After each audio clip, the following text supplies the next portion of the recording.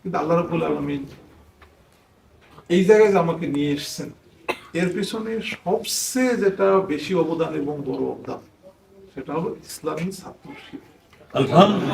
ছাত্র শিবিরে আমাদেরকে শেখাইছে যে তোমাকে বড় হইতে হবে। আমি যখন বিশ্ববিদ্যালয়ের সভাপতি হয়েছি, আমার সেক্রেটারিয়েটে 22 জন মেম্বার ছিল এবং এই 22 জনের সবচেয়ে জুনিয়র আমি। বিশ্ববিদ্যালয়ের সেক্রেটারি আমার চেয়ে সিনিয়র। সংগঠন পরিচালনায় আল্লাহ রাব্বুল আলামিন আমাকে অনেক ভালো অনেক এবং বাংলার মানে যে মিথ্যা ষড়যন্ত্রটা হয়েছে, এই ষড়যন্ত্রের কারণে যেটা হয়েছে, আমি রাজশাহী বিশ্ববিদ্যালয়ের মধ্যে আমার মাস্টার্স শেষ করতে পারিনি। কিন্তু যখন এই ষড়যন্ত্রটা হবে, তখন রাজশাহীর দায়িত্বশীল ছিল আমাদের শ্রদ্ধেয় মরহুম এবং শহীদ আতাউর রহমান ভাই। আতাউর রহমান ভাই দোয়া করতেছিলেন আর কি, তার মাস্টার্স পরীক্ষাটা ষড়যন্ত্রকারীরা করতে দিল না, তুমি এর চেয়ে বড় কোনো জায়গায় মাস্টার্স করো। আল্লাহ দেখেন আমাদের মাজলুমদের দোয়া কিভাবে কবুল করে। আমি আমার বিশ্ববিদ্যালয়ে যে সাবজেক্টে পড়াশোনা করেছি, মাইনিং, এই রাজশাহী বিশ্ববিদ্যালয় পৃথিবীর প্রথম 20,000 বিশ্ববিদ্যালয়ের মধ্যে নাই। অথচ আমি এই মাস্টার্স, এই এমএসসি করেছি পৃথিবীর টপ 50টা ইউনিভার্সিটির মধ্যে।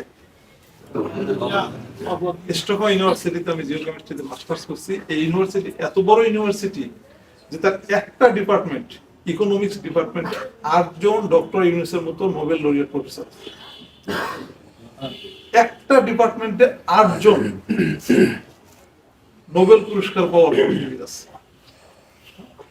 তো দেখো আমরা কত কত কত ব্লেসড করেছি। আমি কিন্তু এখন রাজশাহী, এই পৃথিবীর সবচেয়ে বড় আদালত হলো ইংল্যান্ডের ওয়েলসের আদালত।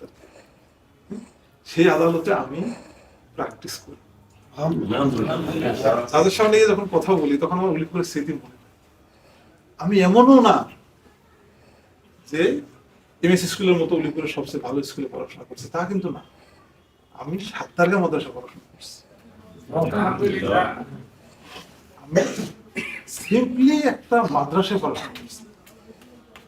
এই মাদ্রাসা থেকে আমি যে সরাসরি ইন্টারমিডিয়েট পড়ছি তাও না, আমি এরপরে আলিম করেছি।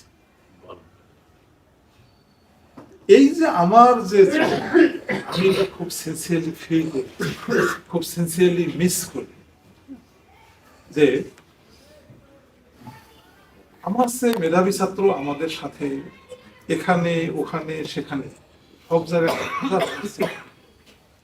অনেক হাজার হয়েছে।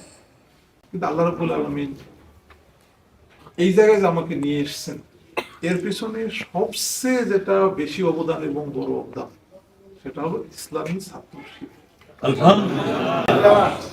ছাত্র শিবিরে আমাকে শুধু না, ছাত্র শিবিরে আমাদেরকে শেখাইছে যে তোমাকে বড় হইতে হবে।